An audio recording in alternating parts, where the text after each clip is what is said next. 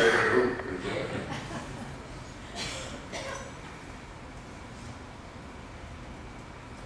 Thank you, Danielle.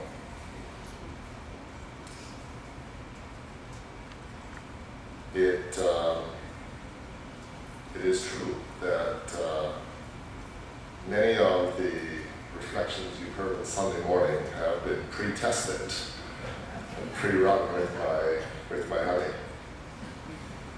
And I've learned over the years in both my writing and in my speaking to trust her judgment and to trust her love, to trust her wisdom.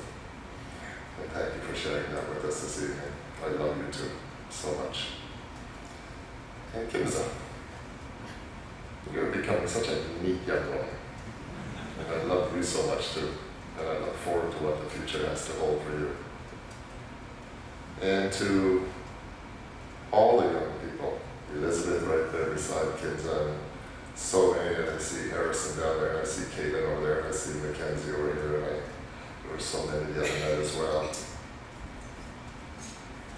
Part of why we do what we do is to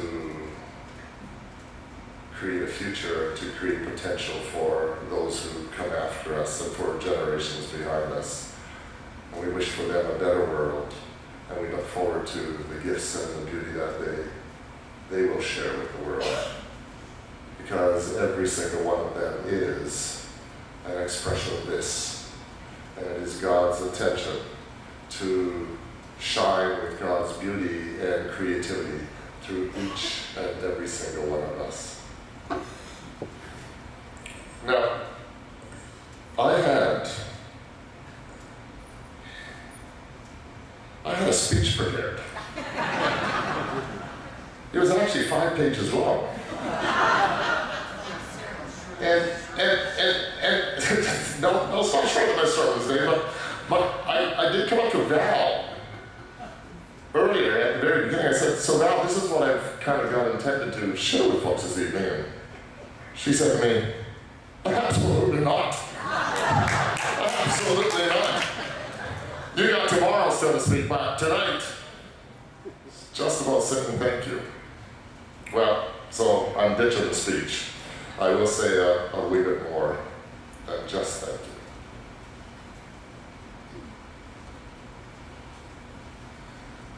I think it's a very strange thing. So this is totally impromptu here now. It's a very, almost a bit of a surreal thing to be so honored and to hear and to feel such a sense of appreciation and acknowledgement of one's gifts and the way one has been a blessing to others. And if I weren't so spiritually wise and mature, I would never get through those doors, right? Because you know, it's just quite an astounding thing. And I think there are 2 things that I want to share about who I've become. Who I've become was born, I think, out of the suffering of a child a long time ago at the age of 5, when I had 2 brothers who both drowned. My parents were immigrants to this country from Europe after World War II. All their family was left in Europe. They were all alone here in this country. They had 3 wonderfly handsome children. Well, I mean, you know, they had 3 kids that they were so proud of and loved. And they lost 2 of them. They lost 2 of them when I was 5. And that loss impressed itself so deeply in my young psyche. And I learned that life contains a lot of suffering and a lot of loss.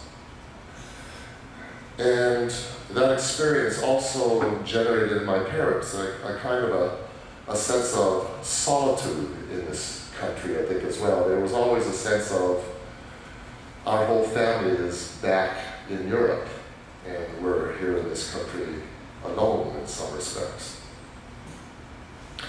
But my parents were people of deep, deep faith.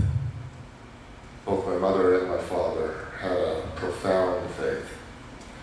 And it was their sense of faith and relationship to God that provided them with a sense of solace.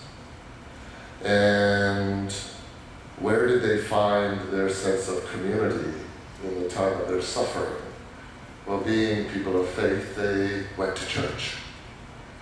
And it was in a church that they found love and acceptance and family.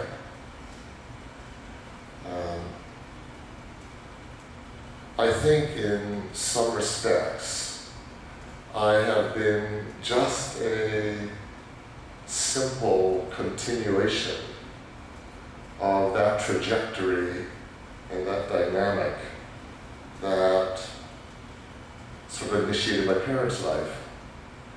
And when you think about that, it's not about me personally. I'm just part of this larger process.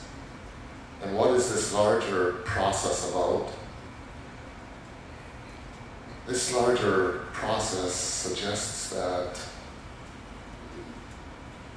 God is real.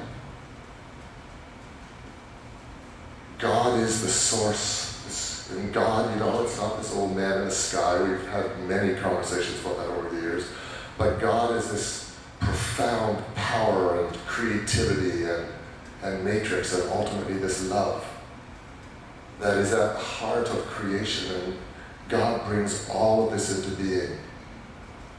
But because God manifests in time and space, this world is still characterized and permeated by suffering and difficulty.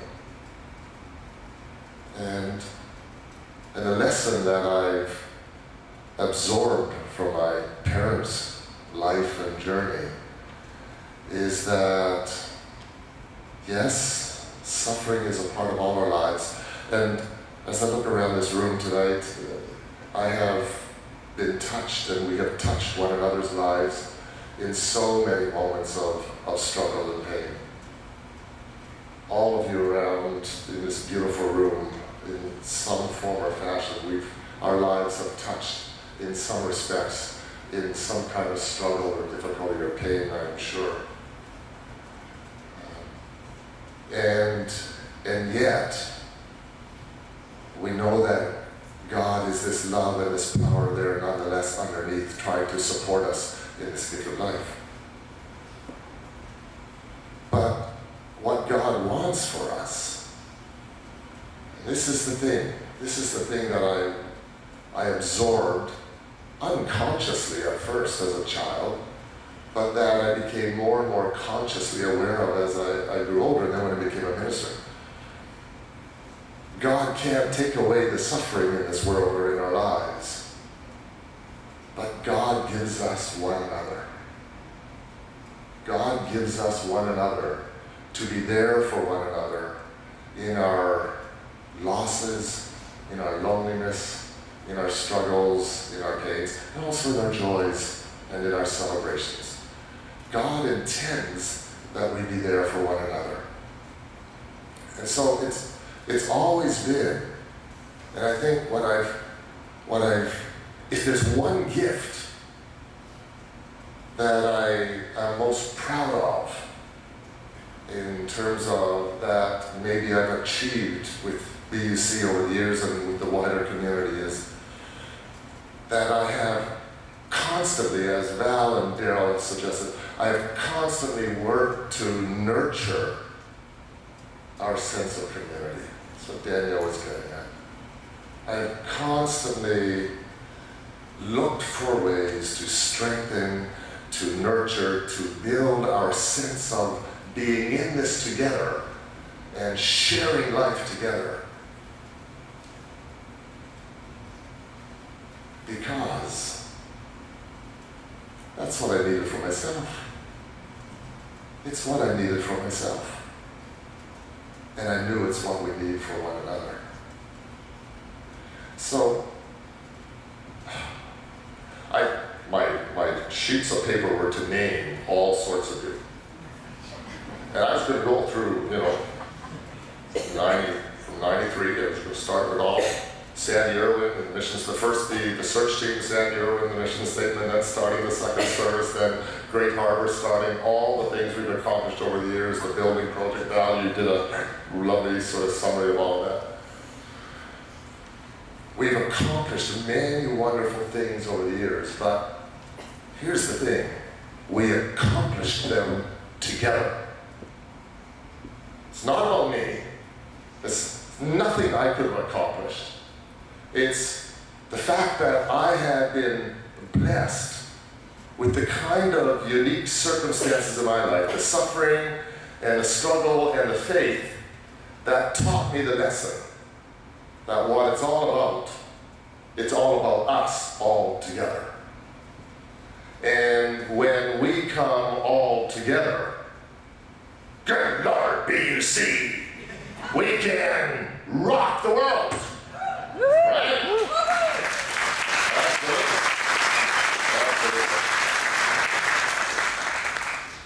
So, now let me just depart. And as Daryl said, I'll evoke Donald Trump. It's not about walls. It's not about borders.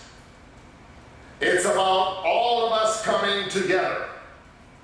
And not just BUC, but BUC now Rasul across the street, right? Absolutely. We're going to get Hassan to speak more often. I say we're going to make him our Muslim imam in residence at BUC. I would love to have it, right? And maybe we'll find you a partner somewhere along the line as well.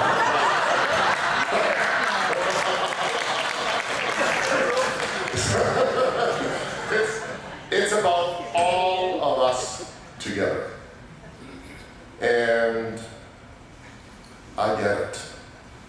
And I've known it for the years. And I think us being here together this evening is an acknowledgement and a recognition and a celebration, not just of David Hart, but it's a celebration of how all of us together have just created this beautiful, beautiful community here at BUC over the years. And we get it, that what BUC is a microcosm of what God intends the whole world to be. Okay? So, my final words to you are this. Are you ready? This is my final mandate. Don't screw it up! Keep it up!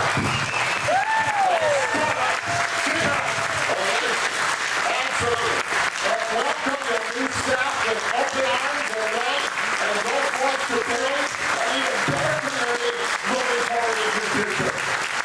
Namaste, the spirit of the art, the spirit of every single one of you BUC. Thank you so much. And again, all of you, to everyone who has created this Thursday night and tonight and this last few days, thank you. It's been amazing. That sort of sounds like you, Daryl. It's been amazing. It's like, you are amazing. This is just fabulous. This Daryl Johnson guy, just give him a big hand. He's been amazing. Yeah. And God has been amazing. And Laura and Peter who helped create that book have been amazing as well. So I'd like to give every single one of you a big individual hug, and I'll give as many hugs as I possibly can, but we're not going anywhere. We'll be around. You'll see us in the supermarket, and I'll never get to the checkout counter because we'll continue to hug, all right? Thank you, BUC. Thank you for 25